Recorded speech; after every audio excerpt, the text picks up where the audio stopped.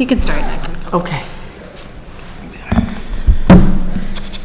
Welcome to the Planning Board meeting, May 29th. We're going to be largely discussing the growth study effort that we've been talking about since a little bit before annual town meeting. Just for the public's information, we do not have professional staff taking notes. We do have a volunteer. One of our new Planning Board members, Pat Atwell, is going to be taking notes. And then the first order of business is reorganization for the Planning Board. So I'll open the floor for nominations for chair. I nominate you, Mary. Second that. Thank you. Are there any other nominations? I'm actually delighted to serve again, but I would really like someone to think about serving in a year, truly. Because I think it's a better board if different voices are represented at the center, in the center seat. So I want to make sure, are there any other nominations? So all those in favor signify by saying aye. Aye. Any opposed? Any abstentions? Thank you, guys. That's really nice. And we need to nominate a vice chair. Are there any nominations for vice chair? I'll jump in. I'm going to nominate Gary. I'll second that. Any other nominations? I nominate Amy. Second? Second. Easily. Either, both interested? I think I could do vice chair. Yeah, I'm not. Yes. Okay. All right, here we go. Any other nominations? I throw my hat in the ring, but I am super busy. Yeah. And I totally admire how busy you are, and you still... I don't have little kids at home anymore, though. It does make a huge difference, huge difference. I still have, family interests, but not that kind of management responsibility. Okay, so we have two nominees. We have Gary and we have Amy, and I would like to just say for the record that I would be thrilled to work with either. Both have been huge instrumental voices on this board. So the best way to do that, I think, is to just, I'll take votes for Gary first and then votes for Amy second, or is there a process? Historically, we may have speeches. Have speeches. Speeches. I didn't know historically we had speeches. That's a good idea. I was going to say also, when we were picking the replacement when we voted Carol to fill in mid-year, I think when we got down to two choices, we just voted, instead of yes or no, we voted one or the other. Yeah. Whereas if we had three people, we might have to do it like the way you're suggesting. Oh, and just go around and say one or the other? Yeah, that's fine. That's fine. Yeah. Yeah, I'm always open to process points. Speeches. Amy, go ahead. We'll start there. So I'd be happy to serve as vice chair. Could give me practice to potentially serve for chair another time. Since it's a 5-year term, there'd be other opportunities. I'm also happy not to serve. I'm chair of the Historic District Commission for the moment anyway, and that takes up a lot of my time too, so I can go either way. I mean, I keep up to date with all the materials, and I'd be happy to serve, but also Gary would do a good job too. So. Yeah. Thank you. So first and foremost, thanks for the nomination. I'm honored that you guys think of me in that capacity. I also would echo that I think Amy is exceptionally well qualified as well, and I think for me, I would agree with Muriel's sentiment that I think that it's important as a relatively new board that all of us take some initiative to take more ownership of the board, and I think that overall makes us more capable, more efficient, and more engaged. But I don't know, I wasn't really preparing a speech, but I'm honored. I'd love to be involved. I think hopefully at some point in the next 5 years, I'll have an opportunity to be chair, and I think that vice chair is a great opportunity to prepare for that. I want to offer something else that I've been thinking about too, because we have major initiatives coming. I'm not throwing this out to change anybody's vote necessarily, but just think about it. We're going to have, we talked about having somebody spearhead the master plan effort, and we are tonight discussing the growth study, and those are two really big efforts too. So I think that there's an awful lot of opportunity for, for leadership this year, which would be amazing, right? If everybody could jump in and take a piece of the big pieces.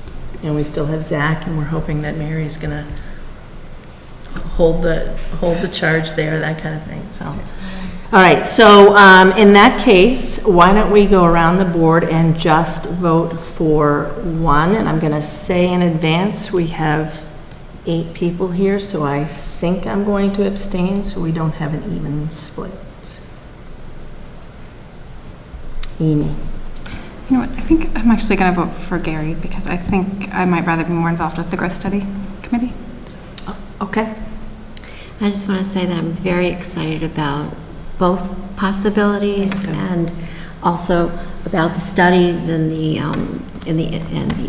initiatives that we have set up ahead of us. I just think it's really groundbreaking for Hopkinton, and I'm excited to extend my vote for Gary. I'm going to vote for Amy. I've known both these guys for a while. I really respect both of them greatly. Just Amy has a little bit more experience, and well, I've known you since Cub Scouts, I guess. 10 years. And so I've just known Amy longer. I really respect how both got involved and both ran contested races and both got elected. Took Gary twice, which I can relate. I took me twice too. Listen, it's taken me twice, a couple of times. Listen, But it's just that Amy has a little bit more experience, and that's why she has my vote. okay. I already gave a speech. I'm actually going to vote for myself, which feels a little awkward, but I'm excited about the opportunity, and I think that this will help me raise my game with regards to the planning board. I'm going to vote for Amy. However, I would be very happy with either outcome.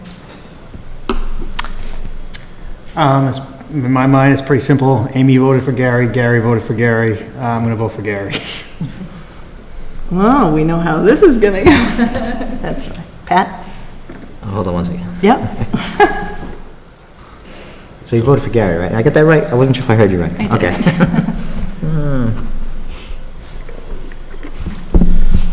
All right. I would vote for Amy as the vice chair. I think I've known her longer than Gary. I haven't worked with Gary yet, but just dealing with you on the side, and I think you would fit that position well, even though you voted for Gary. So, I will abstain, but I could easily vote for either.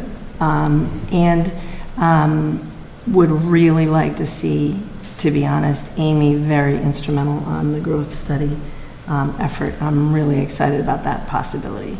But I would like to see, personally, this is me personally, as a taxpayer and a planning board member, I'd like to see both of you serving as chairman sometime on this board. So congratulations, Gary. Thank you very much. So that piece is done. All right. So the task at hand, and we had talked. Isn't that 3-3? Wait. No, it was 4-3. 4-3. I abstained. It's 4 for Gary, 3 for Amy, All right. and I abstained. Yep. So we have in front of us a discussion about how to begin formulating, planning for, and organizing a growth study effort. And I don't know if anybody saw Mary's email late in the day, but we did make copies of her proposed mission statement. I also had sent previously a document that had been put together by Ron Clark, a longtime planning board member, and then also a longtime selectman, about growth from May 8th, 2000. I'll give you copies, Patrick, if you don't have them to attach to the notes. I don't know if you guys probably didn't see that one, but we'll make you copies. I'll read it out loud for the public and for you folks. But you don't have to take notes on it, though, because you're going to get it. So number 1, manage growth. Don't try to stop it. Number 2, protect the rights of the applicant to develop and protect the rights of abutters in the town to not be adversely impacted by the development. Number 3, create open space that is clearly marked and open to the public during daylight hours for passive recreation. Number 4, treat all applicants with the same respect, cooperation, and yardstick, whether they are big or small, local or out of town, private or commercial, be consistent. Have the courage to make the difficult decisions needed on behalf of the town. Look for opportunities to encourage commercial development for tax relief, but have neighborhood support and traffic solutions in hand before sponsoring zoning changes. It says something about a 1998 town meeting. I don't know what that was about. Beware of family subdivisions, as they can make non-buildable land become buildable, and there's no guarantee that family will always live there. Beware of granting exceptions or taking precedent-setting positions with the small applicants, as you may next see the same request from a large commercial applicant. Avoid dead ends in conventional and family subdivisions due to safety issues and growth implications. Represent your community and listen carefully to the town planner. So just, Elaine actually sent that to me before our very last meeting. And those, those top-level ideas kind of rang pretty true to the effort we were going to be pursuing here. So I'll pass that down to our note taker. All right. Mary drafted a mission statement. Do you want to start us off just walking us through the mission statement? Absolutely. Just so you know, I put the mission statement that I drafted at the top, and I have no, vested interest in any of the wording specifically, so I'm hoping that people will rip it apart and put something better back together. The bottom part and the second page are excerpts. This is the vision statement that I took straight off a vision statement slide. Yeah. And then two working groups, committees that have been formed in the past, one in 1995 and one in 2007, and I'm sure there have been more, but these are two that we're aware of. And I excerpted their mission statements, as well as kind of summarizing the membership that was on each of those committees. And I just thought that that would be helpful reference for all of us. I obviously, stole a little bit of the mission wording to put into the draft for us to start with. Okay, so I don't know that we've agreed upon a wording for the name of the committee that we're going to put together, but committee, task force, working group, whatever it is, I believe we're seeing it as a short-term mission, 6 months or whatever, and we could put a particular time frame in the mission. The mission is to objectively examine the development of the town of Hopkinton in terms of land use, so residential, business, agricultural, public and private open space, and any other categories that are applicable that I didn't think of. The trends over the past, I was saying 10 plus years, but I'm just thinking however long there's good data for, so they can look at the trends, and financial impact of each. So that is something that we're missing in terms of regular data that we have available to us on a year in and year out basis, is the division of specifically revenue and cost for different types of land use. That was available in one of the reports, I think the 1995 one, but it was done specifically for that report, and it's not something that we easily can get on an every year basis. So that was my thought, was that we would want that information. And then to create a financial model with predictive capabilities, so they can plug in assumptions about future growth or growth trends more appropriately. And then to identify municipal services requiring investment, including the estimated costs and the timing of that, based on various assumptions of predicted growth. And suggest land use management options based on the above analysis. So we're really basing it, and I didn't put in here, but I thought about, is that, we talk about very specific, objective things to analyze, but I think also through the public input, we'll get some of the softer side of things, of, what we want the town to, retain or that sort of thing. So it's not going to be strictly a numbers thing, but we can add a bullet about that as appropriate. Okay, so suggest land use management options, including specific recommendations regarding zoning, and we might want to give other specifics if we want other specifics out of this committee. And to actively solicit public input throughout the process, and to present a report and financial model, at the end, including all the committee's findings. So, action items, and any follow-up on action items that we're expecting out of this committee, we would need to, think about and add to the mission if we want that to be a part of it. Or if we want theirs to be, a short-term ending, and then action items have to come back to us and then delegate from there. That's another possibility. So. Thank you. One of the things I wanted to leap in, I really appreciate that you one of the notes I had, you said the softer side. I reread, Amy, thank you very much for sending all those documents. I reread the 1995 growth study and the financial working group and the one that Judy Barrett did. And the thing that kind of leapt out at me was that we've done better work in the past. Like, I thought the 1995 study was really exceptionally good work. I thought that the reference to maintaining the rural character, which is so sort of hard to define, and they talked about that, but I thought that having that piece emphasized was an important focal point to work all the data input around as well. And I think that, I'm going on a limb and I'm speaking for myself personally, we really did a lot of work when it was decided that the town wasn't going to buy Western Nurseries property and it was going to be a developer. We spent a lot of time certainly talking about preserving open space and so forth, but we spent a lot of time making sure that it was financially beneficial, which is excellent. But I think that we didn't necessarily have the pivot point as importantly emphasized about the character that we enjoy here in Hopkinton necessarily. And I think that that's an important piece to keep in mind.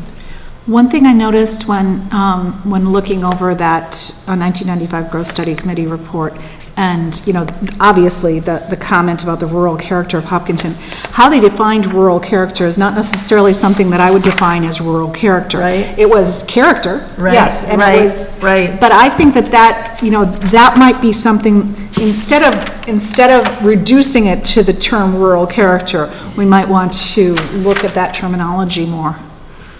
Yeah, and they had, is it in that one, they had a table? Yeah, I'm looking That for it now. Table number 1, I think, and I don't know where I have it in my note, but they had listed out, pieces, and that might be kind of a neat place for the committee to sort of start to at least hold on to the nature of the town that we all sort of moved here enjoying. Yep. And hold that as a focal point. Okay, so features and characteristics which define rural character. I'm not going to read all of it, but town common, no malls. Residential type homes on Main Street. Discrete parking. Community businesses that blend in with the character of the town. Small country winding roads, that sort of thing. So it isn't, just rural meaning agricultural, a bunch of farms. There's a lot of different things that they defined it as at that point. And I think that all of us would agree that we still have a lot of that character, and we're interested in preserving that, so. Yeah. Shall we just kind of go around the table and just sort of comment? I think that we're not going to necessarily finalize a mission statement, but get the big moving pieces. Yeah, so I think that Mary did a good job of summarizing it all, putting it together. Let's see. I agree that I think the 1995 study was really well done. That's my favorite of the ones to look at, especially because it comes up with a cost per acre. I think it is of commercial versus open space versus residential, the cost to the town, or the services used compared to the revenue brought in by taxes. And I think it would be good to do that again and see what the numbers are in today's standards.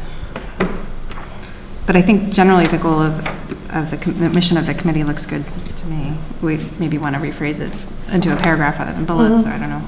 Yeah, and maybe have like 3 primary guiding, principles, and then, the hard work is sort of defining really the 3 top-level pieces of work, or whatever the goals are that we want to come out of it, so, because, we have to focus on something.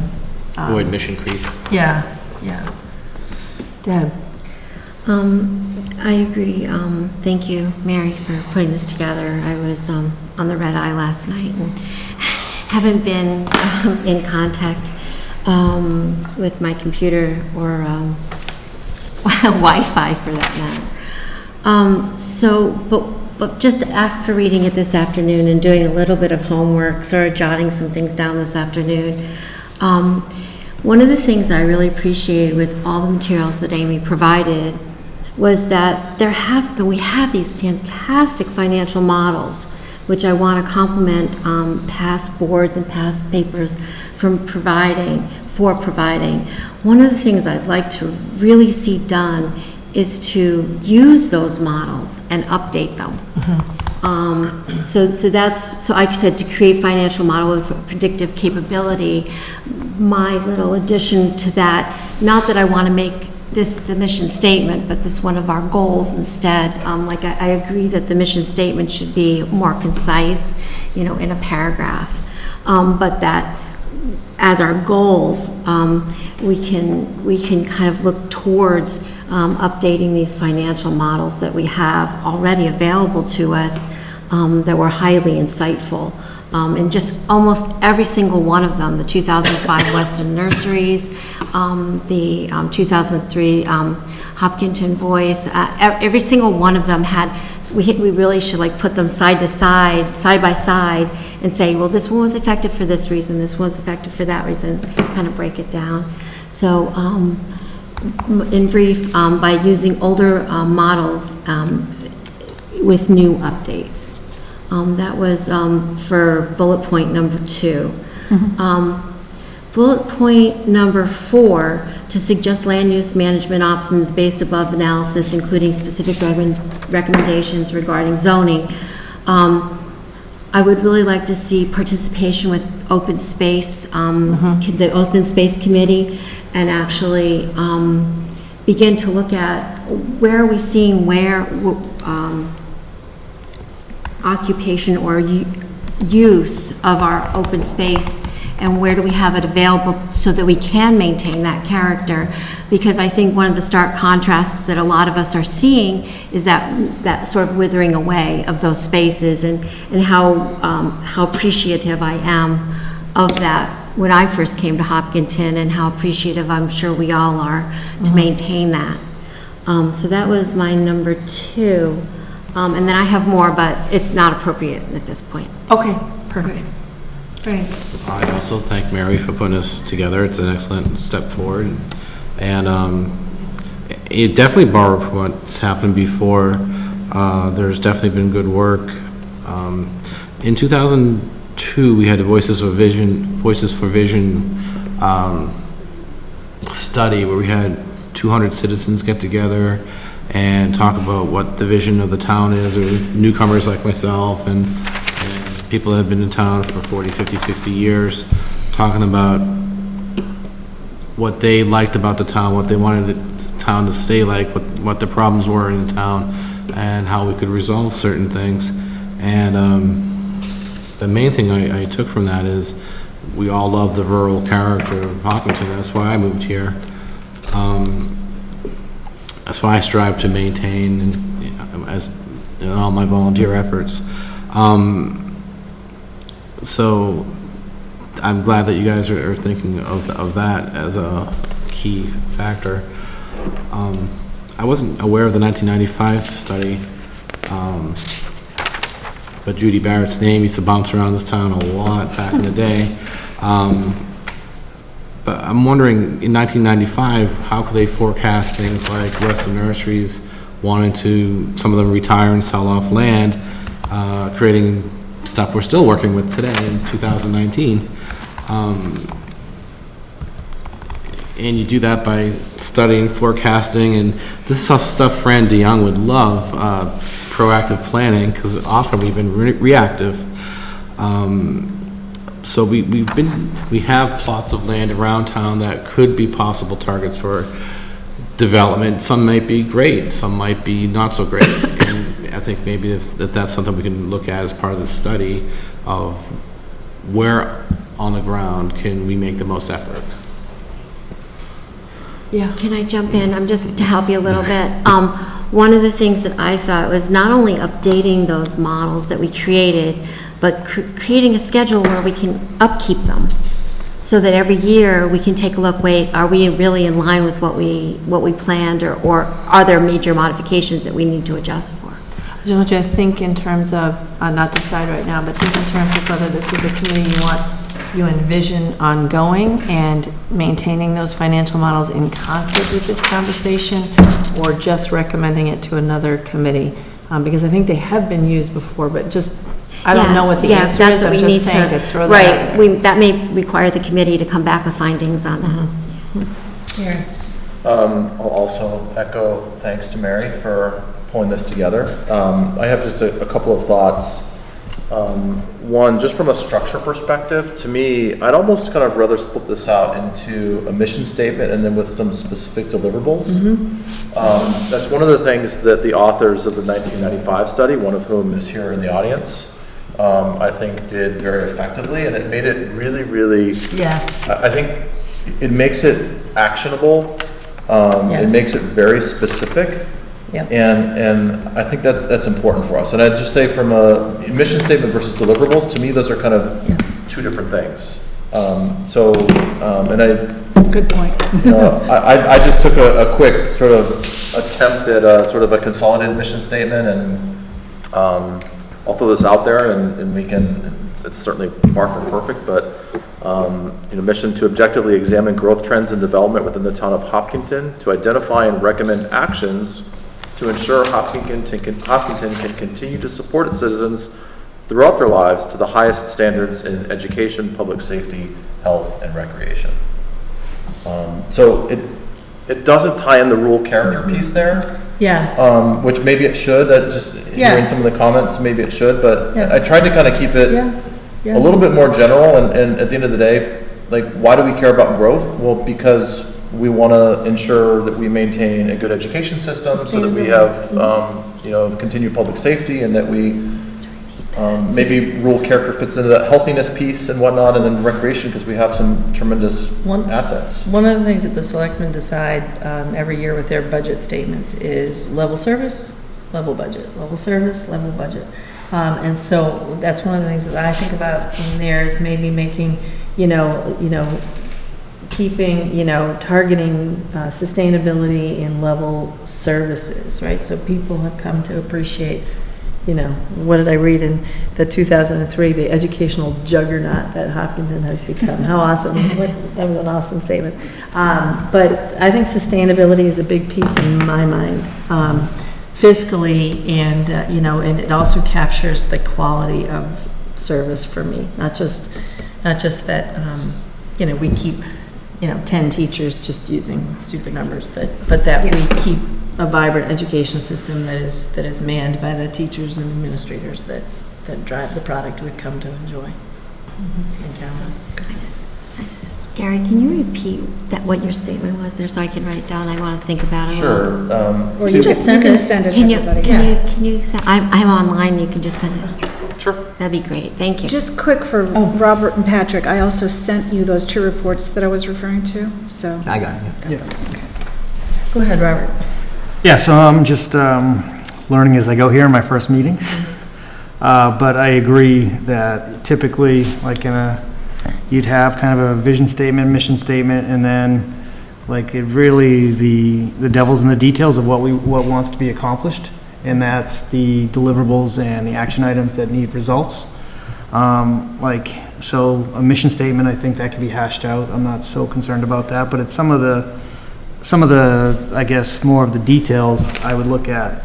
I like this line about looking over the past 10 years, the financial impact of each tax revenue cost.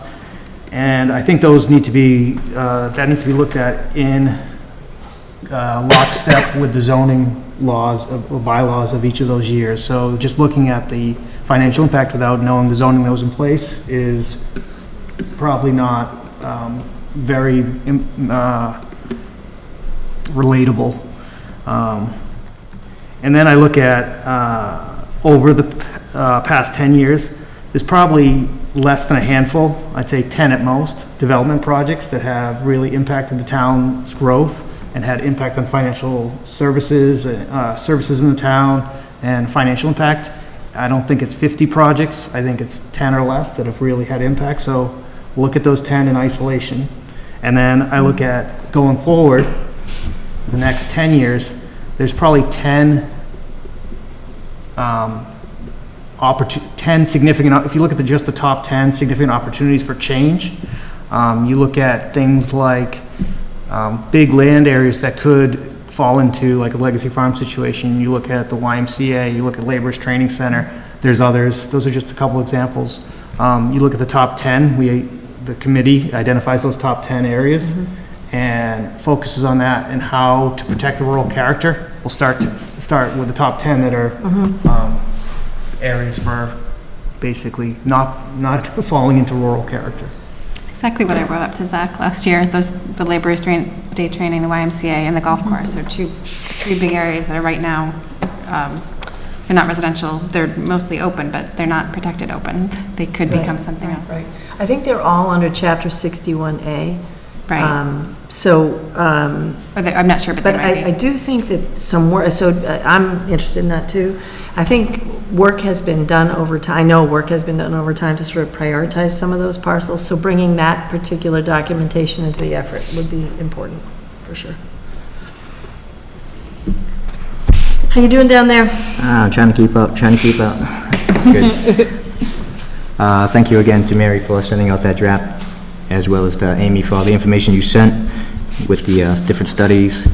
I gotta agree with Gary. I think anytime you're dealing with the mission statement and you look for deliverables, they have to be separated, because your mission statement's more just, hey, this is what we're expecting. And deliverables with, keeping the public informed is very important.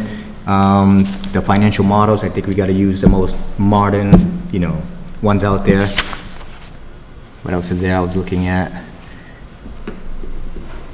Committee findings. I think the first bullet point, explains the scope of what we're gonna do in this committee, so I think that's important as well, that we don't go outside the scope. And more important, like I just said, keep the public involved throughout the whole process. And is there a timeline to the chair, how long this study's gonna take? So we don't have a timeline set yet, but I think that's a big piece of the conversation. Amy did send. I didn't send it, but I worked on a timeline today, which I can pass. Oh, but you sent like a bare bones. Oh, you sent it today, because I saw it today. Oh, okay. I did. Yeah, I'm sorry. Like at 6 o'clock at night, but I didn't really realize. Yeah, so there is a little timeline. You had 5/18 for annual town meeting, I think it's 5/4. So I fixed that later. Corrected, okay. But, All right. right. We don't want anybody aiming for the 18th for town meeting. So this gives us at least sort of big schedule movers, but that's a big piece of what we do need to talk about. I appreciate that as a timeline that we're working towards. And that's what I worked on something similar, because I didn't see Amy's email. Okay. Towards the end of the day. And I pushed it up a little bit, because initially we had said August for a working committee. And I was wondering if perhaps we need to push it up quite considerably in order to get the kind of input we're hoping to get. Yeah, I actually had a similar idea about starting sooner, if we're able to start sooner for sure. But definitely the timeline is something that we want to focus on, like what are we aiming for? And like we talked about with Zach, I've tossed a lot of ideas through the laundry that is my brain. There is an argument in my head that we could have a longer timeline, like over 2 years for some big initiatives, if that happened with, tighter deliverables.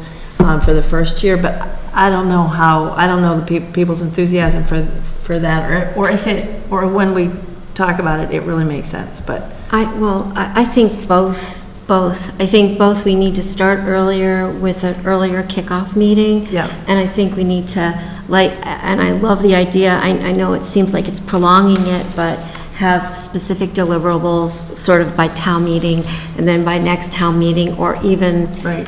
somewhere in the middle of that year, so that people have enough time to get engaged, or, and to be part of the conversation. So what I wrote, but I know this is already late, but by mid-June, have a kickoff meeting. By mid-July, review some of the first pass of forecast expenses and revenues. By mid-August, review updated forecasts. So some of this was grabbed from the financial planning working group. And those were their tasks, not to say that these would be specifically our tasks, but they would be outlined, so it would be mid-June, mid-July, mid-August, late September, and mid-October, so that we would have a pretty good sense by mid-October and could meet with town people interested in engagement maybe during that time, which may be appropriate with Amy's schedule, which has 10:15 as charrettes and public events and gathering data. Can I make a recommendation and see if the board likes it? Are you and Amy willing to work together to refine a proposed schedule? Sure. And then we can look at it again, because I don't think we'll decide the schedule tonight. But if you're willing to sort of put your heads together, yes, Gary. Yeah, I was just gonna add, I think this is one that we should charge hard on. Yes. And this is an issue that a lot of people have, concerns about. I think that if we really want to do due diligence and getting public input, that takes time. Not everybody can make one meeting. To Deb's point about having some continuity beyond this cycle, I think that's fair, but that doesn't necessarily need to be through the committee. I mean, I think it's perfectly appropriate for some of the recommendations coming out of this committee to be, even if it's, from a forecasting or predictability perspective. I mean, there's things that we can do as a planning board that might be done on an annual basis. But I would just be cautious about extending this committee beyond a certain period of time, because at the end of the day, we all have a lot to do. We're gonna have other hearings, we're gonna have other things come up, and I think that there's an opportunity to kind of push hard on it now, and then hopefully have some deliverables moving forward. If I can add into that, I think that's a really valid point.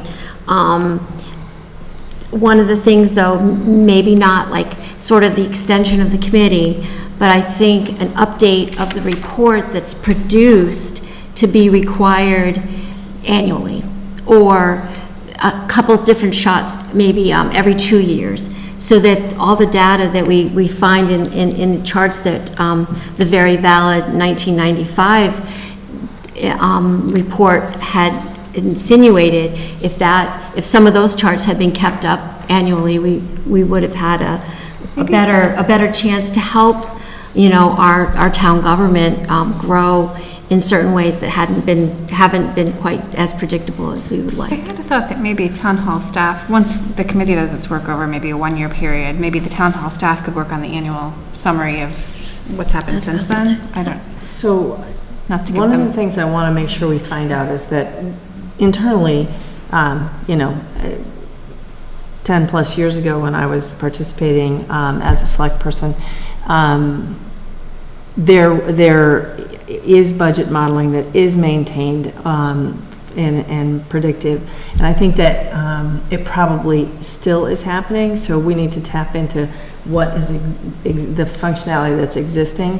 But I might think already that have some I of almost hear That's formulating in my mind that that's this financial stability piece is so big that it's one of our target deliverables kind of thing. That's what it's kind of sounding like to me. So I definitely support the conversation, but it's a piece that the committee's going to have to research and put all the And that's pieces why I really together. liked Mary's piece at the very end, because we had sort of preliminarily talked about who was going to be who were the members going to be as part of this committee. And at her last page, she has membership representatives of the following committees, boards, Yep, no, hold on. appropriations, school Yep. committee. So one of the things we're going to talk about structure in a second. I totally agree. I just want to run through my list of top-level thoughts as I looked through the documentation, and I think that structuring the committee and having an idea about how we're going to mission it and charge it is really the subject of this, for sure. Madam Chair? Yes. Just maybe a point of order, the recommendation you made, was that accepted by Amy and Deb to do the schedule? The revised schedule? Yes, they nodded, but you're right. Okay. You probably Yes. didn't hear that. So they're going to work on that top-level schedule and bring it back. And Madam Chair, I do need to leave now. I do apologize, but I will see you guys Monday. Sounds good? Take care. Thanks, Frank. Actually, it's Monday, it's Zach, not. No, yes, it's Monday, week from Monday. Our next meeting. You can come to Zach, though. Yeah. So June 10th. 10th, yeah. So 2 weeks. Thank you for pointing that out. Okay. Will I be here? Let's see.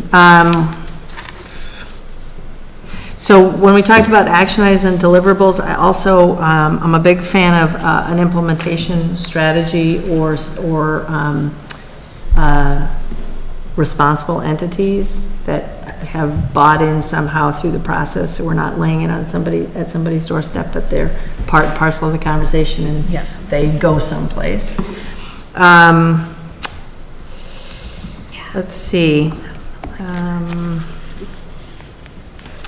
I noticed something interesting that I want to make sure we hold on to. It's the financial piece, and that's our debt service and the budget implications, how much money we spend on debt service, and I don't want to lose that. It's a smaller piece of the budget or the sustainability for financial.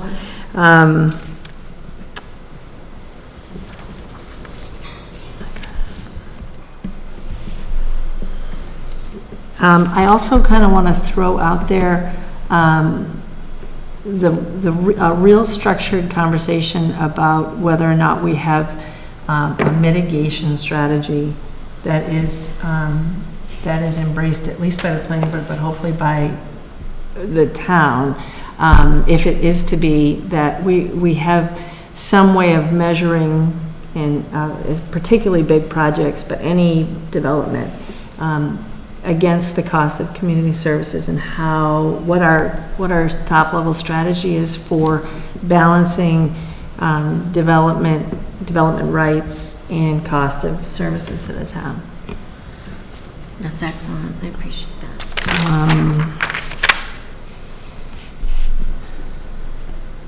I also wanted to point out a couple of the studies, 1995, the Voices for Vision. I don't know if you guys noticed it, but a lot of things that they put into those studies actually came to fruition. It was really, really a positive sort of walk back in time. Yeah. New police station, new fire station, I can't remember all of them, but, you know, it was pretty great.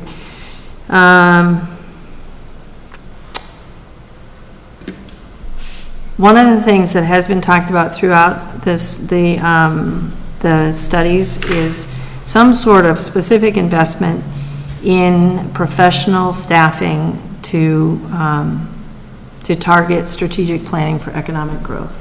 I didn't want to lose that as a piece of something that we talk about. I also thought it makes sense to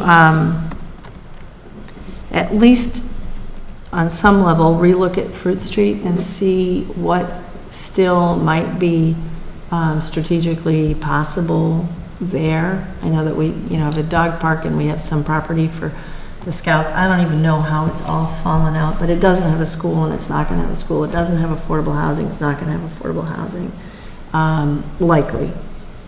Just to look at that piece of property that the town owns and see if there's another look at it that makes sense.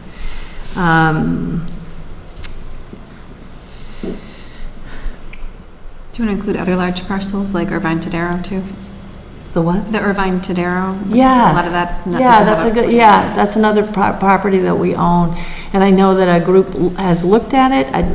I'm not fluent in what the upshot is or what the plans are, but that's a good idea, Amy, So, yeah. so technically, that would come under bullet point number 4. So what we could do is Yeah, I actually sort of don't have outline it it in that division. With the bullet points. It's about golf course and the YMCA, maybe they can kind of be further defined in that bullet point. So just a process question, Madam Yes. Chair. Is it realistic for us tonight to at least draft some, deliverables or sort of top or five? at least, at 'Cause least top areas, I think so. Yeah, and I just feel like if we do that, then at least that gives everyone some time to react to it, go back, process Yeah. it, and hopefully then, I the next agree. time we meet, then maybe we can finalize. Could we also draft the committee composition, maybe not I want to just talk about decide that. that to, too, for sure. but Yeah. at least rough it out? I agree, yeah. And I know we had sort of said 8 to 9. Are people comfortable going for a little while? Yeah, I'm comfortable. As long as it's not till 10. As long as it's not till 10? How about that? Okay, 9:30. So hard stop at 9:30. Let's see. One of the things out of the 2005 that I thought, Judy Barrett does amazing work, and I've seen her and gone to some of her sessions, and, I watched her in action during the Land Use Study Committee work. And I took a quote out of her Cost of Community Service report. Any approach that quantifies development impacts in financial terms alone has inherent limitations, and that's part of what, the softer side of it, right? We want to, right? it Can kinda you, spoke like, to me. Gary, can you highlight that and put that in it somehow? Yes, but right now it's in ink, so, but yes. But yeah. Yes, but just- yes.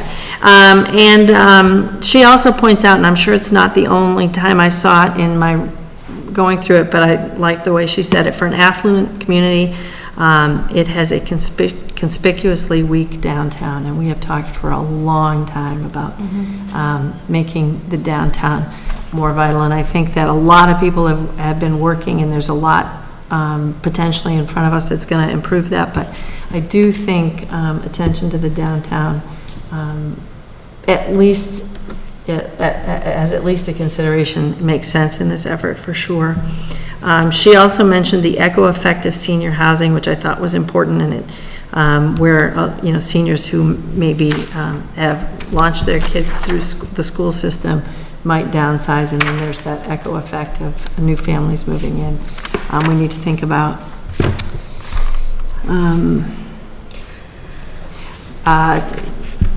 Robert mentioned it, and we've talked about it a little bit, looking at those conservation and preservation properties that we want to prioritize, potentially strategizing, charging the CPC or inviting the CPC to contemplate beginning to really prioritize saving for particular properties, if that makes sense. I don't know if it does. Just so you know, it is still on the ZAC agenda for this year, too. Okay, perfect. And then I wanted to throw out for consideration a couple things I'm not prepared to present on tonight, but that I've gotten information on from the different seminars and things that we've gone to. One is the town of Stowe has a Chapter 61 review process guidelines, so it's more proactive than reactive for those bigger properties, particularly that are under Chapter 61. So I'm just going to fling it down to Patrick to staple to the notes.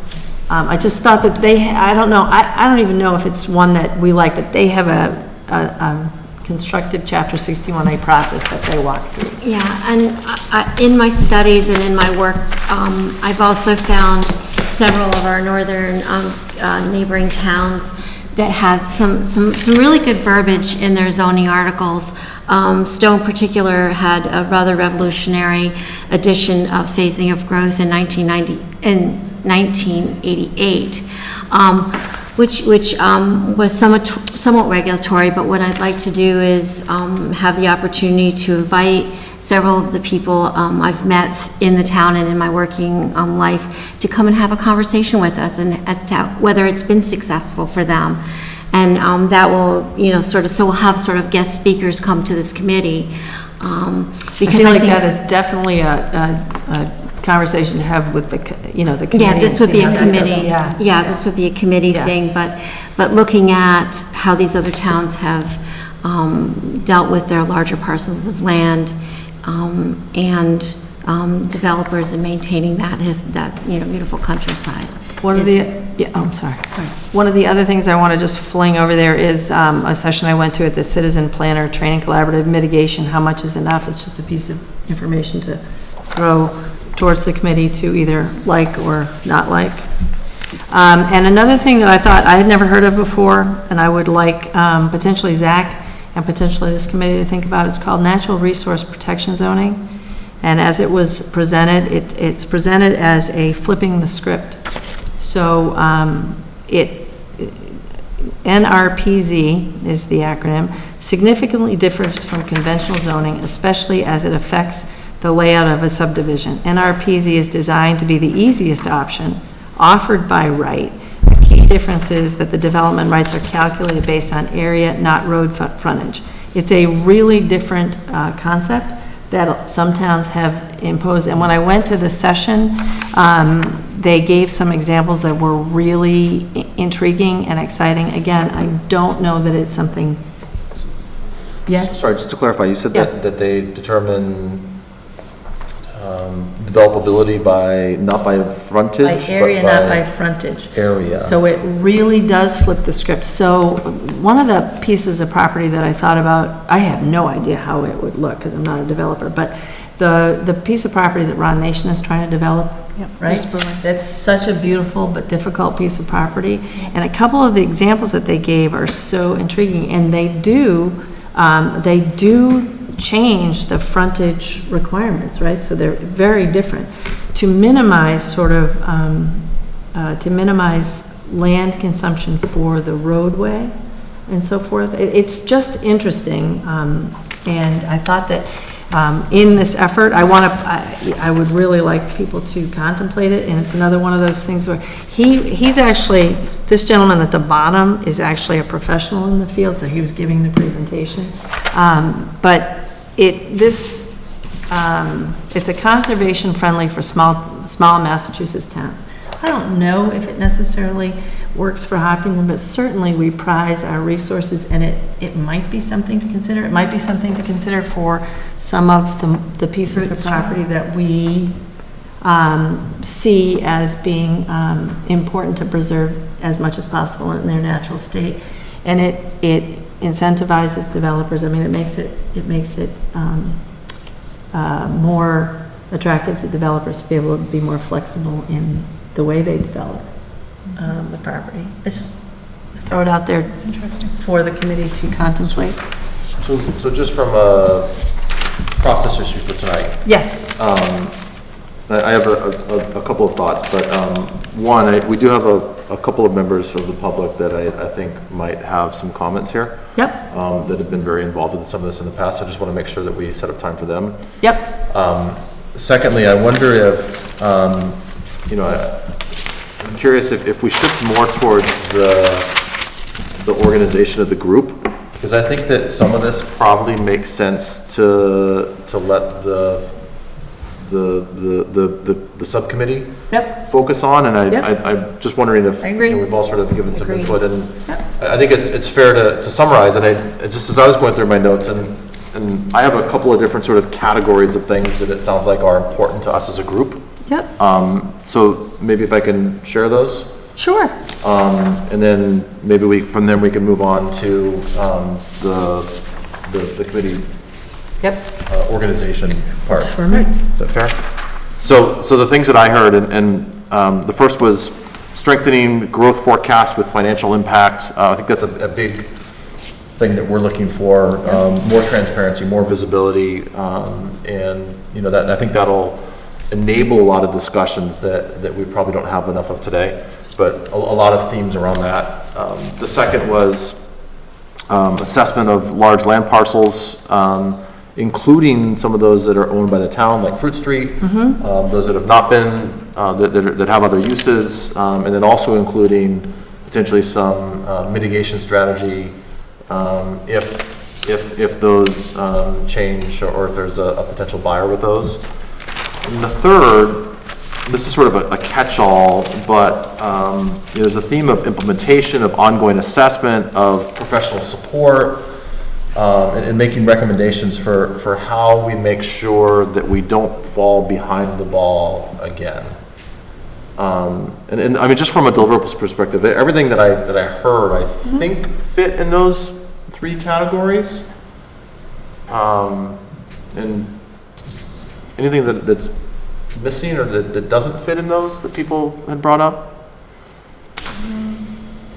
So the only thing Downtown. that jumps into my head, well, downtown, but I think that's a piece of the conversation as opposed to a specific deliverable. I mean, I think that just remains a priority for, most of Hopkinton, although I don't know that that's true, I think that it's true. Not just the large parcels of land, so when you said that, I'm not disagreeing with any of your points, but sort of the universal character, feel, presentation of the town, somewhere in there, right? How does that get balanced in the conversation? So I agree with that. I guess my caution was I'm struggling a little bit with what a deliverable might be against that. And to me, that kind of fits in with master plan. I think that's a theme that belongs in our mission statement. Yeah, but But not a I- deliverable. I'm not quite sure. Deliverable, would it be assessing the townspeople's desire of what character do they want now? Because I'm not sure if everybody still wants the rural character. They Yeah. may, but I'm not sure, or they might phrase it differently than they did in 95. Maybe updating that conceptually? Maybe just to get an assessment from, I think that's fair. I just go back to the focus here is on assessing growth. right. And so we should always be doing that. When I think about growth, though, I do think about the way it changes the face of the town. That's me. I'm just throwing that out there. I don't think that I'm necessarily alone. But I don't know. I think it is a deliverable in our hearts and minds because we're talking about charrettes and public input and that kind of thing. But I don't really care how it's captured. But I think that I need to, yes, ma'am. I'm sorry. I just wanted to say that we have to be careful. I mean, all the things we've talked about tonight need to be done, but they don't all need to be done by this one committee. Sure. And I think we won't get much out of this committee if we give them everything to do. Yes. Yeah. So, right. I'm personally more focused on, let's get some hard numbers, some real good past numbers and a believable model that we can all buy into, so we have something on which to base our decisions going forward. So the committee will then make recommendations based on some of these numbers. The character piece is something that they can factor in, but we have to get some sort of hard model first, because we can hold lots and lots of public hearings and we can get lots of opinions about character and direction and things like that, but without some evidence-based, some real data, there's no way we're going to progress beyond, people's opinions. So when I envision this growth study committee, it's not just a tool for the planning board, right? Yes. It's for everybody. It is for everybody. So when I heard you saying that, it kind of felt very much like targeting, how we decide. And I think it's a piece of No. how we go forward as a planning board. Because of all, yes, it's because it's driven by us Yeah. right now, Right. but I see it as a tool for all parts of the town, I just want to, absolutely. that's my vision too. Absolutely. Yeah. I do wholeheartedly agree with Mary, though, that I think if we can simplify this and keep it very focused, that will make it, I think, more actionable and more realistic. And then I also think that I agree with her on the modeling and financial piece, because that in itself will spur a lot of other conversations that will extend far beyond our committee meetings in the planning board. I mean, to me, that's a really, really critical piece of this. I think it's a critical piece too. I just, I hold on to, I have been part of a lot of these, and I do hold fast to the notion that it is a big functional piece, but it can't be the whole concept. right? Understood. That's my whole point. It's when we started talking about getting people's input on whether or not the rural character is what we're looking for. I'm afraid that that's going to become a new vision statement.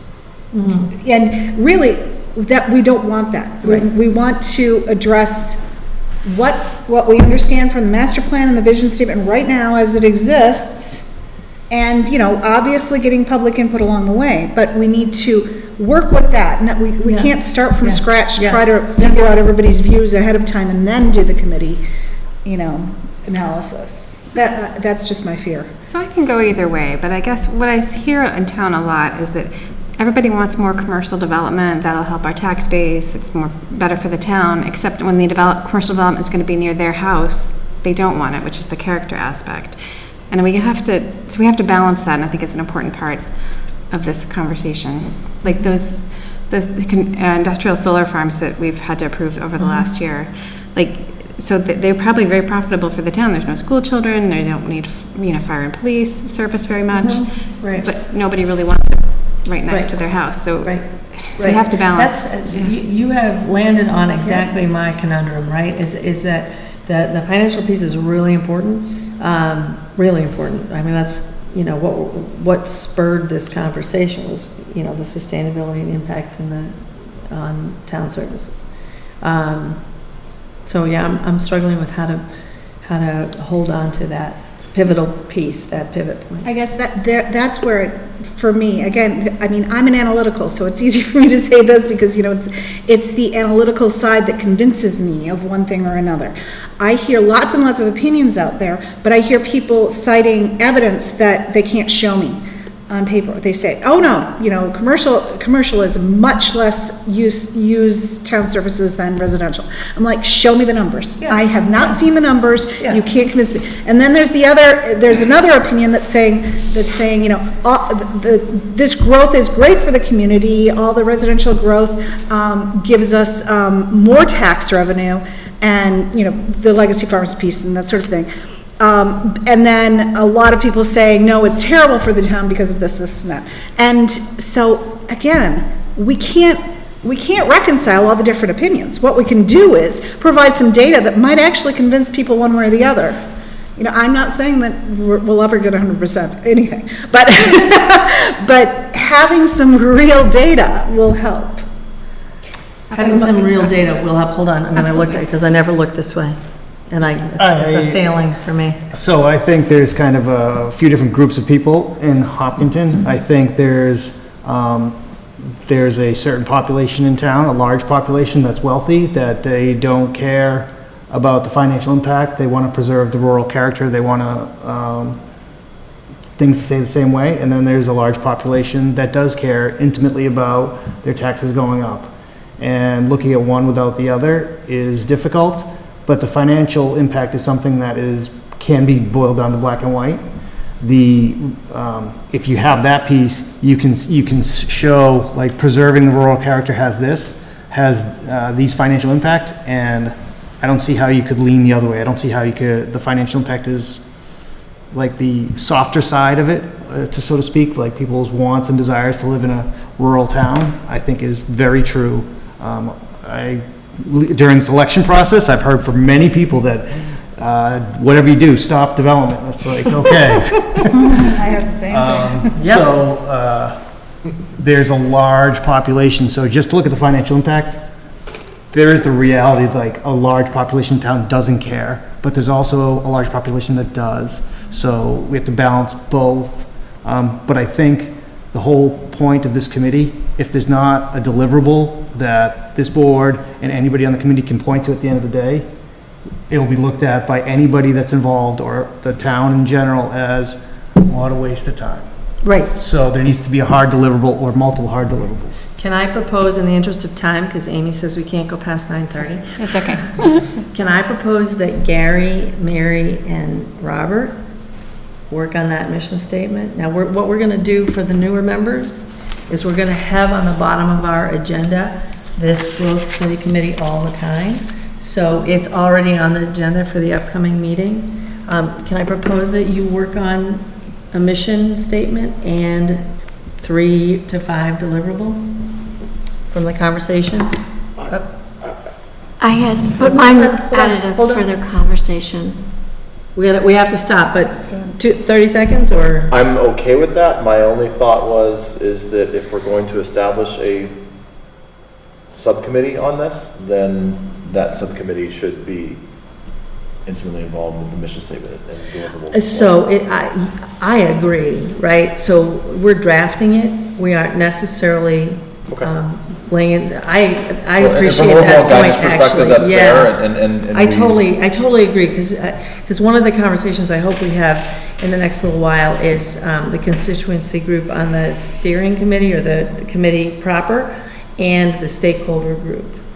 So just process questions, should we invite audience input now, or do you want to talk about committee formulation and stakeholders? I think And then? committee formulation and stakeholders Okay. quickly, not a Right. real long discussion. So can I just throw out that I am a real fan of smaller versus larger?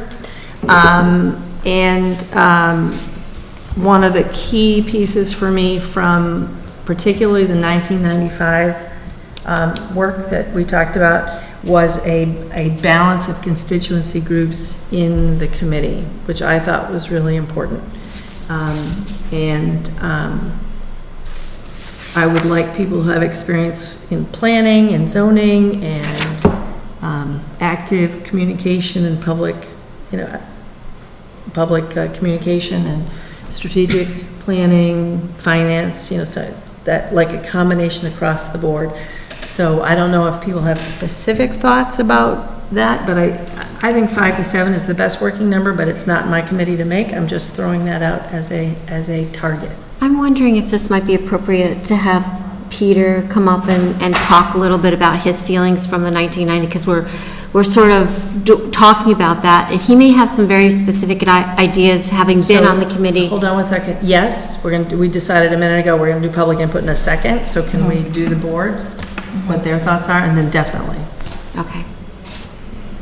I'm really on the fence. I agree, smaller committees, I think, are more effective, and if we need to, we could have voting members and alternate members.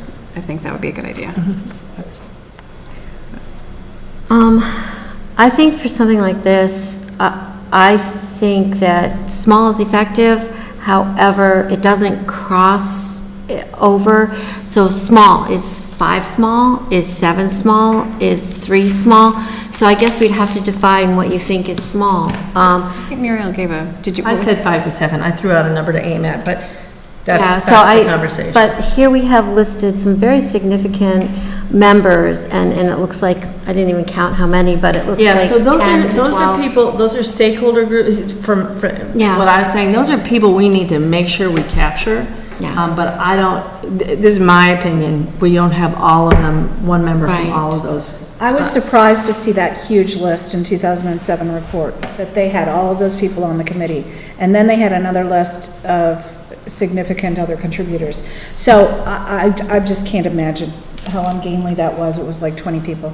But perhaps it was organized as smaller groups, that- Yeah, I don't sort of, each member would have 2 or 3 people that they go back to for their sourced information. So I just think the significant members would be, a financial, town official, and I'm not defining who they are, schools, Yep. CPC, CPA, land planning, planning board. So I've come up with 5 that I think would be pretty significant. Yeah. And then possibly 2 more, which would be, someone involved with capital improvement, capital expenses, appropriations would be 6. Yeah, I got 6. So just to clarify though. Yeah. They don't need to be on the committee to participate in the process? No, right. I'm just saying significant stakeholders that can resource that type of There's a information. lot. I Yeah. completely Yeah. agree, but I just go back to Meryl's comment, to keep this efficient and to ensure Right. a deliverable and to make the most use of the time. To me, if you have in my opinion, if you have 5 people, you're gonna be able to have fairly divergent thought and conversation. Right. And That sounds I would pretty good. really encourage to keep that small, but with the charge that they need to make sure that they're engaging and incorporating these various stakeholders to make sure that other people are part of the process. Yeah, sounds good. In some ways, 5 is a lot. I don't think we can know. go less than that, but. Yeah. Right, I don't think we can do less than 5 either, and it just jumps into my head too that, you know, a stakeholder from the development world and a stakeholder from the True. chamber are So pretty that's 7 important in right that. there. Right, Yeah, I that's- know, I know, it's, so But there's. it's hard because there are a lot of voices. Right, So. right, coming this way. I feel like this conversation has probably happened in the past 20 years in Hopkins, and I'd love to hear what led to that decisions previously. I think, my personal opinion is the larger the group, the less responsibility each member of the group would feel. And I think once you get too big, it's too many people too many cooks in the kitchen, so to speak. So I think it needs to be a controllable amount, if that's 5, if that's 7, if that's 9. I think once she's talking 15, like incorporating one person from every, like, I think that's crazy. Patrick? I agree with the smaller committee mentality, like Rob just said, you know, too many chefs in the kitchen, that's it, it's over. You know, just be too many different opinions and everyone talking over each other. You also get into trouble with quorums, you really do. It can be very unwieldy. Okay, so it's 9:18. I really appreciate the people who have come tonight and would like to invite you to jump in. We obviously haven't decided anything. We've mushed around a lot of information, but if you're here to throw in, we appreciate it. Yeah. Peter LeBoy. Hi, I was Peter. on that growth study committee, and just some things for you to think about that didn't show up necessarily in that report.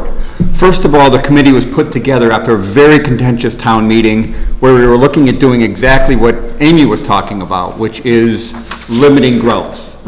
And the vote, I don't remember what the exact vote was, but it was 2 or 3 people difference yeah. between keep growth unlimited, put very tight caps on what's allowed. From that, the planning board put together a group that was a large group, and I would say you might want to consider that. 15 people, 5 planning board members or people appointed by the planning Yeah. board. 5 that were the development community, so people who were juxtaposed in this issue. And as I said, it was very contentious. And then 5 citizens at large, of which Yeah. I was one at that time. I was kind of laughing listening to you guys talk about the rural character thing, because we had great trouble with that term all along, to the point where what we came up with was that list. But what that list was really instrumental in doing is at the first meeting that we had someone who's a great facilitator, and that's something to think about. You need to Yeah. have a great facilitator on it. Diana Dawson was a person in town back then. You also had Peter Markarian, who was the planning board chair, who was a very strong personality, and the two of them worked really well together. But what Diana did was said, okay, everyone's at loggerheads about this whole growth thing. Let's step back. What do we want for the town? And that first meeting was putting up on a whiteboard, what do people want for the town? What do they think of when they think of what they want Hopkins to look like in 20 years?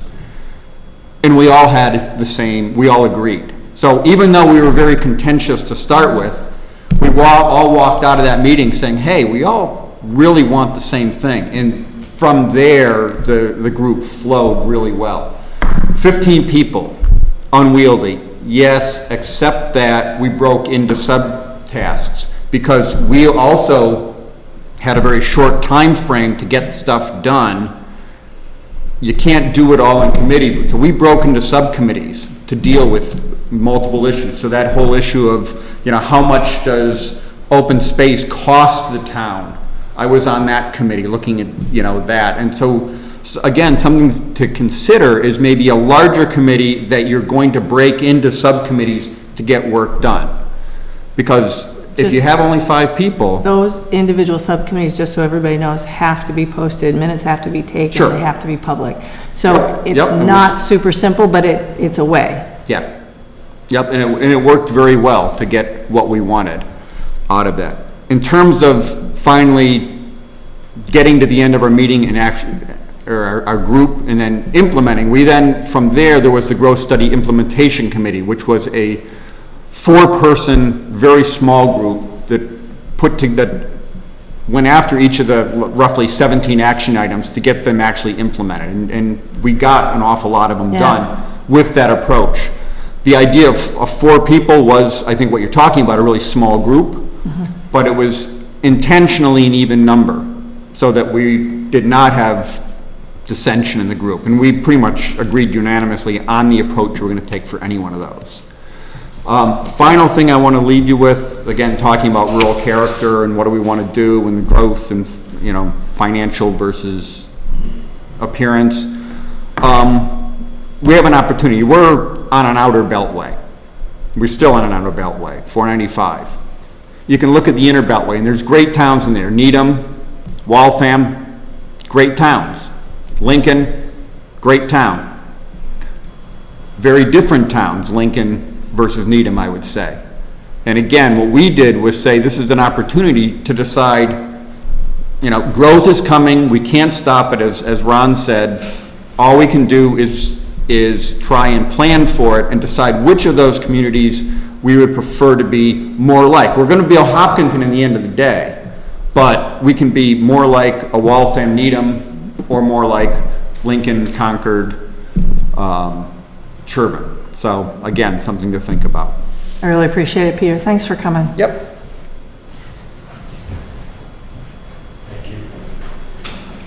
I'd just like to reference something from the master plan under the land use Oh, yeah, you got to studies. say your name. Sorry. Oh, thank Ron Foisey, 25 Chamberlain Street. An important challenge for Hopkinton is recognizing the difference between economic development and commercial and industrial zoning. Economic development is about building a durable local economy that improves the quality of life for people in a community or a region. Commercial industrial zoning is an essential tool for economic development and tax base. And to pick up on Mr. Benson's statement about hearing that, you know, we have to stop growth in this community as part of the Economic Development Council of the Chamber, that just stands the hair up on the back of my head, because further on in the master plan, it said our goal is to have 80% residential and 20% commercial tax revenue. And if we're talking about stopping growth, stopping growth, that message is going to get out into the commercial and industrial sector, and it's going to make it very difficult for us to attract people to the zones. And to follow up on, you know, let's quantify all of this stuff and do projections and all of this stuff. One of the things in the master plan said the largest employer in Hopkinton is EMC. Well, guess what? EMC is not in existence anymore. EMC is likely to be a very different structure here. How are we going to project 1 million square feet of vacant land on South Street, and what's that going to do to our industrial things? So as we're talking about managing growth, I would urge the bodies to be very careful about the language that we use in terms of what Hopkinton is looking to do for growth going forward. Thank you very much. Thanks for being here. Chief?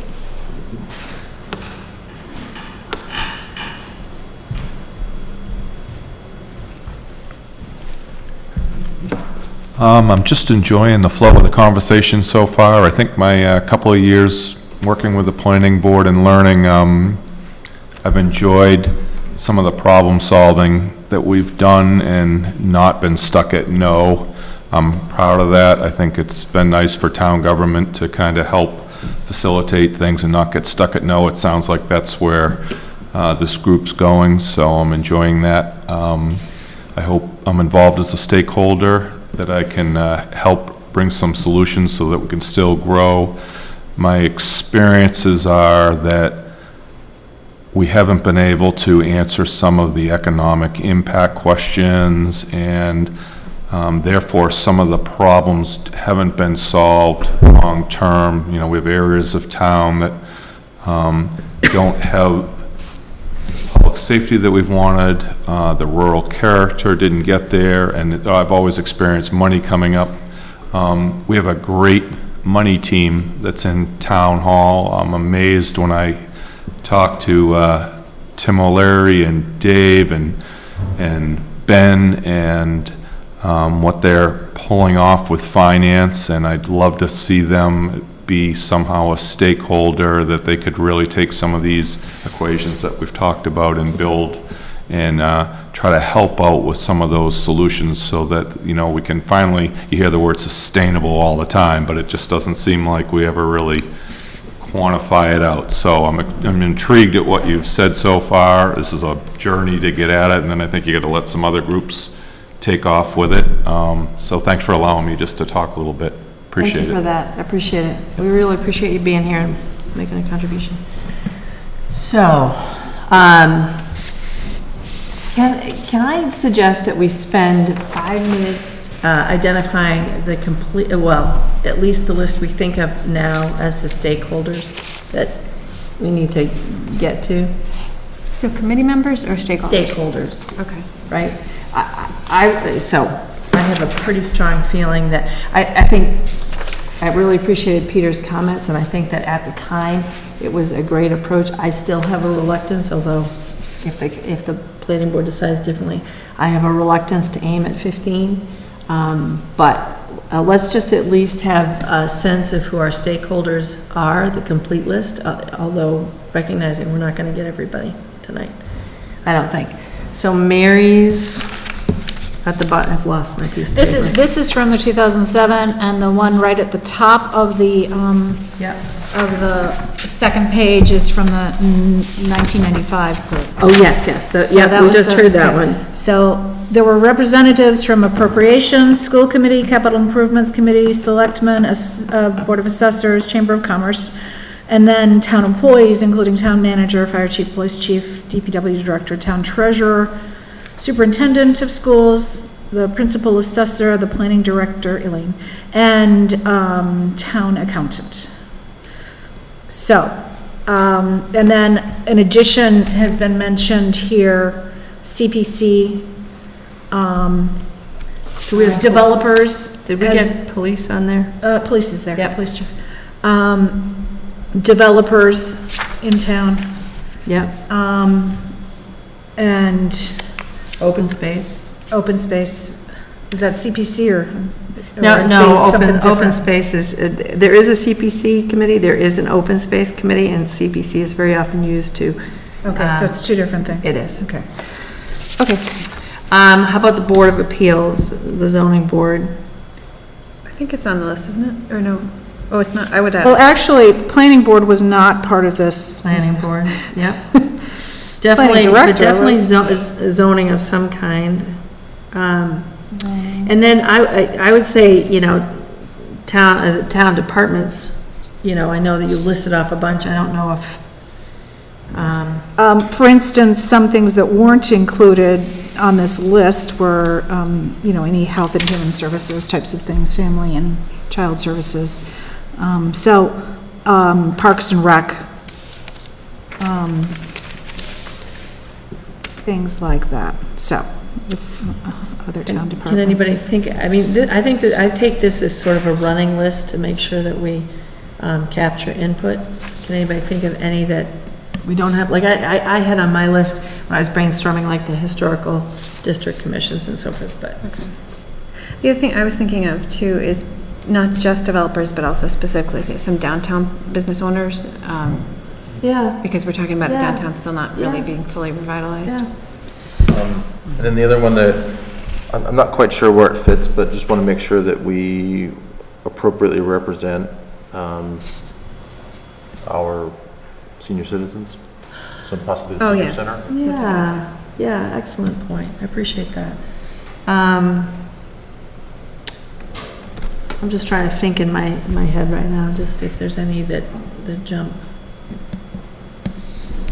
So I feel like that list could easily expand, right, as we identify the work and so forth. And I think that my sense is that we don't want to leave out any voice that can help us sort through this. We want to make sure that we have buy-in across the board. All right, Would anybody like to, we're past Amy's time.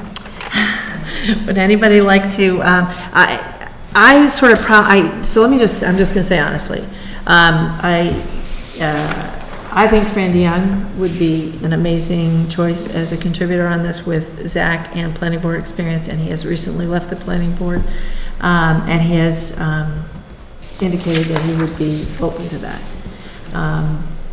I think Amy would be an amazing resource, not just because of planning, not just because of historic, but because of your unbelievable ability to actively communicate and engage, which is a piece that really needs to happen.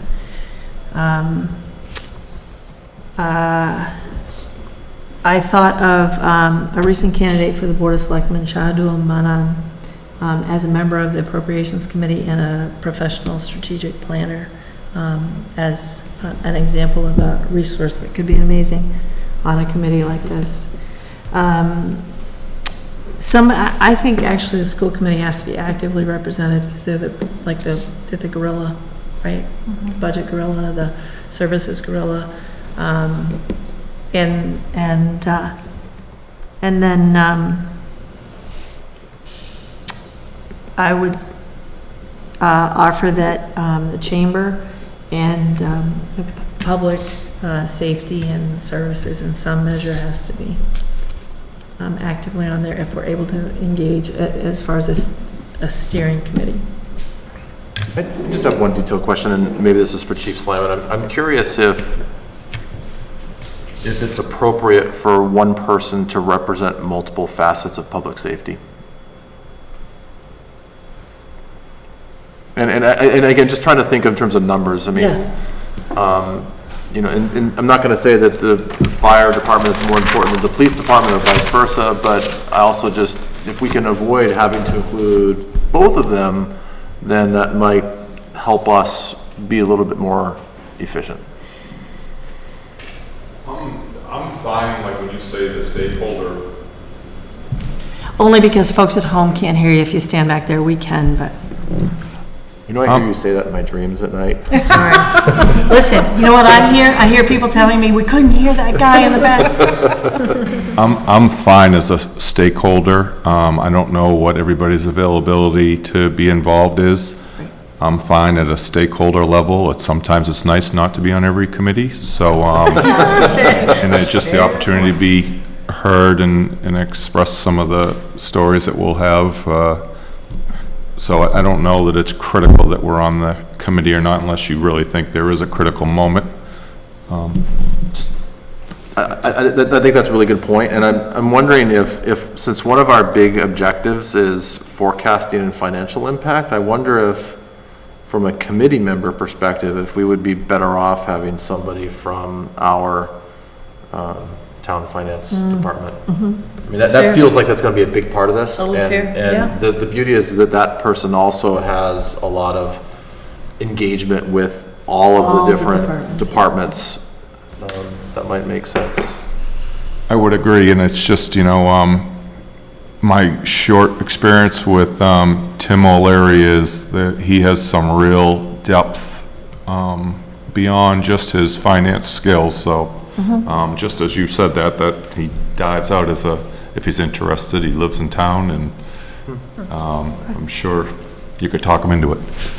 I'm in trouble now. Well, we'll see. And one last person we did mention is our town planner. Yes. So, you know, professional staff, yeah, absolutely. Marilyn, curious if you reached out to any of those people that you listed in particular. You said Fran is willing. I'm wondering if you would. So, before I said anybody's name out loud, I totally did reach out, yeah. So we had an opportunity to talk to Fran a few times. I have commitments from no one. Yeah. So, but Fran indicated, that, he would, you know, could be willing to do something like this, and I think he's a great resource, from an experiential and availability standpoint. We also didn't talk about like having a selectman on the committee too, and I honestly think we have to sort of mush it all around, and we may not decide tonight, but we need to talk about, or ponder, all the primary stakeholders if we're talking about a small targeted group. So, and I'd also like to, some people have already alluded to this, but perhaps we can focus on assigning the steering committee. Yes. And that committee can decide whether or not they're going to expand to do subcommittees underneath them. So, it'd be up to them in terms of, as you mentioned earlier, the 1995 committee that had 15 members but split into subcommittees. But if we focus on 5 or 6 people for a steering committee for this. I'm totally comfortable with that. Yeah. I think for the Center School Reuse Committee, I think we had 5 voting members, but there were liaisons from other committees. That way, I think they didn't feel like they had to come every time and they wouldn't mess up the quorum, but the selectmen could send a representative. I don't know if that might work, because I know selectmen have to be on a variety of committees. I'm open to that. And as multiple well. planning board members might want to be involved with this, I think, Yeah, too. no, I know, I'm Exactly. excited about it too, right, and invested, so. They're all public meetings. We can all go, that's right, that's Right. right, that's right. Well, if more than 5 of us go, we have to post it as a planning board meeting, too, right?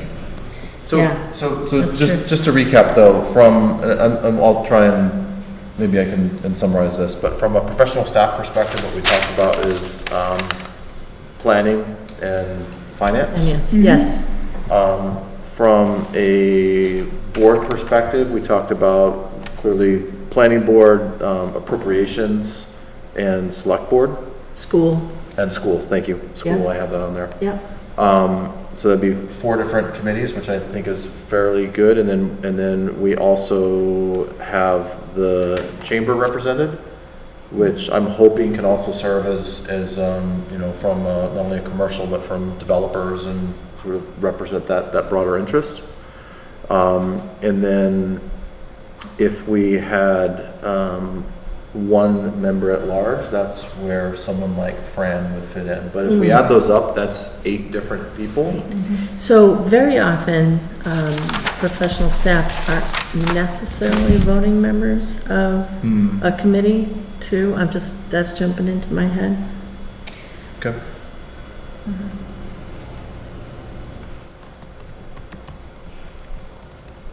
I also want to throw out there too, we asked Carol too, and she also represents, a lot of experience on the planning board and on the ZAC. She Yeah. might be somebody to reach I out. guess my thought was, I don't think we want to identify No. specific people, we want to No, no, no. Yeah, identify, yeah, yeah. maybe it's members at large, and then there Yeah, can be a yeah, yeah. process. So I guess when I I- was thinking about it was dual, like when I was thinking about Amy, right, that's why I said Amy's name, is that she has, a couple niches that she fits, really well, Yeah. kind of thing. So, I agree. But I mean, we clearly need somebody from the planning board on the committee. Yes, And then those members at Yes. large are where there's some opportunity Yep. for Yep. other people that Yep. bring multiple Right, right. I perspectives agree. and skill sets to the table. I almost think with being a planning board, like kind of initiative, there has to be more than one planning board member. Like, I feel like if it's just one planning board member and then all these others that are trying to be brought in, I look at it as a planning board initiative to start this committee, and then there needs to be more than one planning board member to make sure it comes to a successful result. It matches our intention, I think. Yeah. What's that? It matches our intention. Yeah. Yeah. Yeah. But it comes against my belief that it's too big of a committee. So So let me throw a different option out there, because I mean, if we think about it like how Zach works, Zach reports up through the planning board, so planning board still has oversight and has the ability to change or revise whatever it is the zoning advisory committee puts forth as recommendations. And so I don't know if that would help, because I agree with you, and you could see that, is the planning board mindset appropriately represented here? But if we assume some level of oversight for it, and we have some degree of reporting and check-ins and whatnot, then maybe we don't need to add additional people to ensure its functionality. I tend to think we should have a few planning board members on it, because I do think sometimes there's a disconnect between planning board and Zach. Like, they bring us all these articles and then we hash them out a second time and change them all, or maybe, or they bring things that we weren't expecting. We do that, yeah. So I'd rather have us, more members of the planning board be involved from the ground up and hopefully get a product that meets the expectations. But So this has been amazing, and I'm willing to stay talking until we decide the formulation of the committee, or I'm also willing to entertain that we mull it around and a couple people take an action item to bring a committee forward. So I'm open. I know what I like better, but So, I'm leaning towards now, like 9, like 3 planning board, 3 development of some kind, and then 3 at large. I don't know. Which could include financial, public safety, schools, or maybe should include those. I don't know. Maybe that's, I don't know. it's hard. It is, It's yeah. hard, right? I don't want it to get too big. Don't want it to get too big, so, you know, we're also contemplating assigning, 3 members of the planning board, a lot of us are obligated in other directions. One of the other things that we talked about before, and as a chair I want to hold on to, is I also want somebody on this committee to step up and really charge through the master plan initiatives, which we haven't done a great job with in the first year together. And that's kind of where I was going with my initial conversation. I was waiting very patiently to contribute. That some of what we're discussing here with the growth could potentially be webbed or woven into the master plan too. And I think that has like incredible possibilities. I think it could make it very beautiful. So I think that if I were to pick a piece that I would like to contribute, I would really like to contribute to that. Okay, so we'll sort of spearhead the master plan focus? Well, I think when we're talking about the rural character, I think the master plan could be more developed, but this piece of how the growth is going to be determined can sort of, the master plan is supposed to be the umbrella. And I think that if the growth comes in under it, similar to Zach coming in under it, that it could really make the master plan even more expressive, even more powerful. That's just a thought. It's just a. I'm not disagreeing, but I Okay. want to make 2 points. The master plan was just recently updated, and I want to make sure that one of the things I want to make sure we're doing is at least targeting the action items that are within it that were developed over time. Oh, definitely. Right? Oh, Yeah. definitely. What we're doing is just elaborating it and making them more current. Again, even though it was 2017, here we are in almost 2020, and, it's a process, and I think that's what we're talking about. We're talking about growth, and so why not grow our master plan at the same rate we're planning our study? So. Actually, some of the implementation action items are study this, study whatever. So it is. Gonna check some boxes Just by in doing the this. time, if we can go back to the Yep. membership on the committee. Yep. And I'm sorry that's where I'd like to get back to, because I've been up since 4 this morning, so I'd like Me as to wrap well, by the up way. soon. Yeah.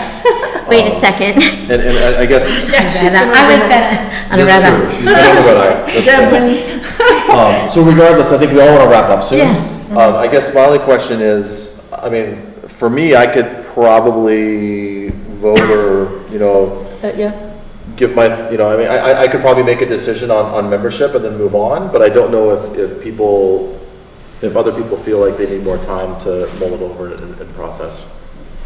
So. One more idea, if you. Yeah. So how about 7 members, but 2 alternates, like 2 planning board, 2 developers, 3 at large? Hold and on, then two developers, 2 planning board. 3 at large, and 3 then, at large. and then 2 alternates, one for, which could be a planning board member, it could be a developer. I don't- All right. My only perspective would be, I don't given that we're trying to keep it small, I don't know if we necessarily need 2 developers. I'm very curious why they included developers previously, like in the 1995 study. Like, I look at it as we're trying to do what's in the best interest of the town in conjunction, and developers bring projects to us. Like, developers don't necessarily have the best interests of the town.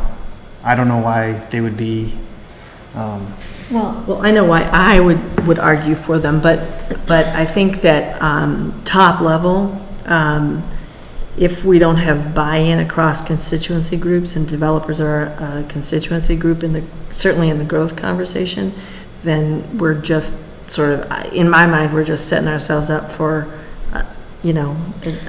I think that an argument almost. Yeah, I think the chamber brings a really rich membership.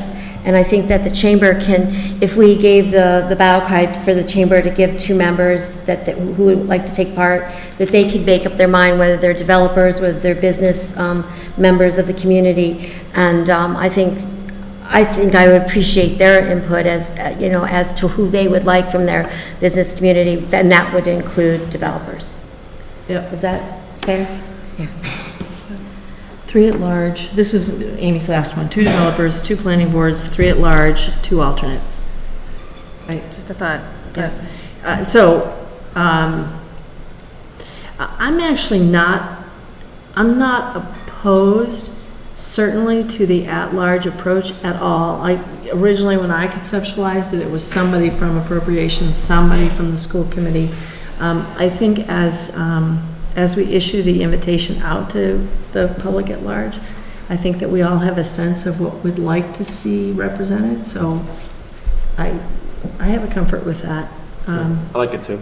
Yeah. And it also just gives us a little bit of flexibility, Yeah. which I think is good, Yeah. particularly given that I think we're generally aligned on keeping this. Yeah, and I'd like to if Peter would be interested in participating as the member at large, it would be greatly appreciated. And If he's interested, if he applies. And then I again would want to reinforce taking sort of the developer title out of it and Chamber, and maybe? make it chamber. And let the chamber just determine how they want to enrich the business aspect and help us along with that. It doesn't necessarily have to be a member. I'm totally open to it being a member of the True. chamber. Doesn't could say necessarily business. have to be a member in the chamber. Like, somewhere in this whole conversation, we talked about a downtown business owner. That'd be awesome if somebody was willing to, jump in. But Would we have a requirement that they be members, that they be residents of the town? So that's an interesting question. I always favor that, particularly when we're talking about zoning changes and so forth, but that's me. I always favor it being somebody with residence. I like it as well. I think it I think just that's helps better. bring them more towards Should the we? Yeah, broader interests of the town. yeah. And I guess it doesn't have to be a chamber member, just someone representing the business Yeah, development. and certainly Or could chamber, be. yeah. But what I like about it being, but what I like about it being in the chamber is that they've made a commitment to an established group, organization, and they again can speak to a broader segment of their group, which, the chamber represents. Hey, Ron, could you address that? If that's okay. Sure. Okay. So my feeling about that, is that something that you reinforce, and how do you think that would play out versus calling an individual developer to the committee? I think there's 2 aspects. Number one, it does represent, 120 different business entities in town, as well as being the formal economic development arm of the town. So, I mean, we're representing the town and the economic development goals of the master plan. Okay, great, thank you. So, Madam Chair, Yes. where are we at? So we're at 3 planning board members, 3 at large. So I actually had two planning board members, 2 from the chamber or development, 3 at large, and potentially 2 alternates, is what Amy had proposed. I don't know that alternates help us either necessarily. I mean, I suppose we can I thought it's possible that 3 members of the planning board might really want to be involved, and I wanted to have room for that. Yeah. Especially if one of us can't come, if one of us is on it and the other one can't come, the other can represent the board. I'm not opposed, I just, I'd say the two last ones should be the professional staff that we're asking to be permanently involved. I guess I don't know if I want staff to be voting members though, but they're not gonna be, they're be there. not voting members usually. I mean, we definitely want their support. I don't see this as much about voting anyhow. It's putting together. Well, we don't know that we can Specific assign plans. professional staff to come to all these meetings. Okay. That's the bottom line. Well, we can, yeah. Right. So We definitely want their input. I think it would be great if some of the at-large people, if we got buy-in, if they were real, if they were asked the question, if they say yes, I think a good next, from my perspective, a good next step would be, as an output of this meeting, put together a proposed plan of who's gonna be on it, if it's gonna be at-large, Chamber of Commerce, or a particular other professional person. If we were gonna include a select board member, just a proposal. Put forward that proposal, and we move on. We can do that in conjunction with the refined mission statement and Yeah. 5 deliverables, Yeah. and move forward. We're Like, gonna I wrap think- this meeting before 10, I promise you. Yeah. So, I am comfortable with 2 members of the chamber, as long as they have residency in Hopkinton, 2 members of the planning board, 3 members at large from the community, with 2 alternates. Up to 2 alternates. Up to 2. I'm comfortable with that as well. Anybody else? So I'll move to recommend what you just described, Yeah. being 2 planning board members, 3 at large, 2 chamber recommendations with up to 2 alternates. And should we target the second meet, I don't even know the agenda for the second meeting in June, but ask for, have it posted, seek applicants for the at-large positions, and the chamber will, if we have 2 members of the chamber, which we're gonna do, they'll put those 2 people forward. We'll put 2 people forward, but. I think it's a little, are you implying that we would have those, that we would appoint. those applicants by the June 10th meeting? The second June meeting, Yes, that's fair, yeah. yeah. I think so. Why don't the June 10th, we could just wrap up the notice that we're going to send to the media or to the Yeah. groups. Yeah, and then, and June try and 24th target appoint. the 24th, is it? Yeah. Right, is the next one. 24th for appointing the committee and charging the committee. I think we're missing, though, we're missing town committees. I think we have, 2 planning board, 2 chamber, and 3 at large, and 2 alternates. But I still think the alternates aren't really, are alternates. I think that we're still missing perhaps 3 So committee. that's Town where the committee. at-large, No, I think the at-large means Very town, likely. to me, at-large means town people who may not be involved elsewise. But we could have somebody who isn't involved elsewise, that is, a professional something, True. that brings what we're looking for. But what I think we're missing is those committees. so just going back, motion on the table? Yep. Is there a second? Second. Okay, so there is a motion, a second, now discussion. Good Discussion. process. Sorry. Thank No? you. Thank you, Yeah. Gary. If Vice there's, Chair. yeah, if there's, Seriously, possible ways to handle We are adjourning it at 10, just so you know. is to, when we say at large, we Sorry. can say particularly interested in people with school committee or, Financial. what else? Appropriations. Financial appropriations, either current or past membership, I something along think those that's lines. a really good way to do it, because I definitely want, it could be appropriations, it could be capital improvements, No, any that's of those right, that's committees is right, fine. that's right. Yeah. That's right. And school, Yeah. Yeah. former or current school board committee member. It just seems, like, I think we've talked about particular people, and it seems odd not to get agreement from particular people if have these people earmarked, like potentially earmarked for this committee, and to decide on who's gonna be included before we get buy-in from these people. It just seems like an odd procedural, way to do things. So we're not including the people, we're just including a space for Categories. at large, and then they will actually apply. No, I understand that, but if those people if those people aren't interested, we may if that ends up happening, they aren't interested, we may want to go a different way now. That's my way of thinking. I mean, to me, that's why we define them as three at large, and I think we should, I agree with you that we should not be earmarking people for a specific at-large position.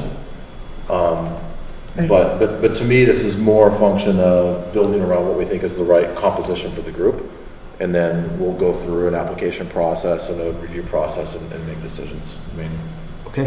I agree with you, I think that we're addressing that through this Yeah. process. Yeah, this is not, so interestingly, it's not at all how I conceived of it, so that's the beauty of the conversation, right? 2 minutes. 2 minutes left. Any further discussion? All those in favor signify by saying aye. Wait, what are we agreeing on here? 2 members from the chamber, 2 planning board members, 3 at large, and up to 2 alternates. As long as the chamber reps are Hopkinton residents. And we said when we put out the notice, we might say we're desirous of people who are Yep. involved with the Yeah, schools but and with this is financial the- committees. right. Okay, you want to call for the vote? All those in favor signify by saying aye. Aye. Any opposed? Nay. Any abstentions? Okay. And I'll entertain a motion to adjourn. So moved. Madam Chair? Yeah. Just for maintenance on the notes here, you made a recommendation earlier for Gary, Mary, and Robert to work on the mission statement draft, and then you put it on hold. I did what? You made a recommendation for Gary, Mary, and Robert to draft the mission statement, but then you put it on hold and started talking construction of... Oh, I think that I'm hoping that they will do that for the We'll do next that. meeting. Yep. Yeah, I think, I'm sorry. And the reason I said nay was because I thought it needed to be larger. I just want to clarify why I said Yeah, no, that. it's totally, Deb, it's totally fine. And Deb and I will work on the timeline. Yes. All those in favor of adjourning? Aye. Thank you, guys, that was awesome. Thank you.